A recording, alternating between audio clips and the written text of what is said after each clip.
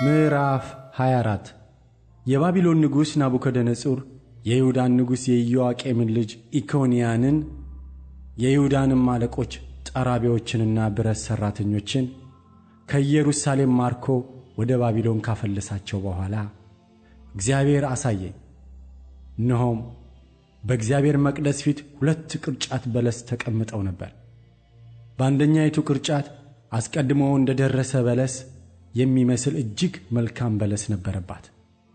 በሁለተኛይቱ ቅርጫት ከክፋቱ የተነሳ ይበላ ዘንድ የማይቻል እጅግ ክፉ በለስ ነበረባት። እግዚአብሔርም ኤርምያስ ሆይ የምታየው ምንድን ነው አለኝ። እኔም በለስን አያለው፣ እጅግ መልካም የሆነ መልካም በለስ፣ ከክፋቱም የተነሳ ይበላ ዘንድ የማይቻል እጅግ ክፉ የሆነ ክፉ በለስ ነው አልኩ። እግዚአብሔርም ቃል ወደ እኔ እንዲህ ሲል መጣ።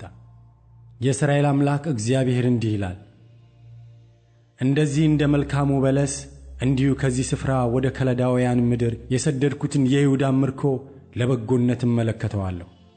ዓይኔንም ለበጎነት በእነርሱ ላይ አደርጋለሁ።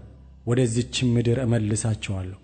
እሠራቸዋለሁ እንጂ አላፈርሳቸውም፣ እተክላቸዋለሁ እንጂ አልነቅላቸውም። እኔም እግዚአብሔር እንደሆንኩ የሚያውቅ ልብ እሰጣቸዋለሁ። በፍጹምም ልባቸው ወደ እኔ ይመለሳሉና ሕዝብ ይሆኑኛል፣ እኔም አምላክ እሆናቸዋለሁ።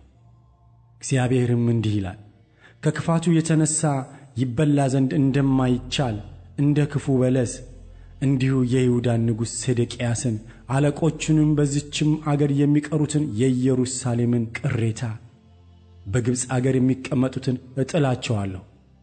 በማሳድዳቸውም ስፍራ ሁሉ ለስድብና ለምሳሌ ለማላገጫና ለርግማን የሆኑ ዘንድ በምድር መንግሥታት ሁሉ ለመበተን አሳልፌ እሰጣቸዋለሁ።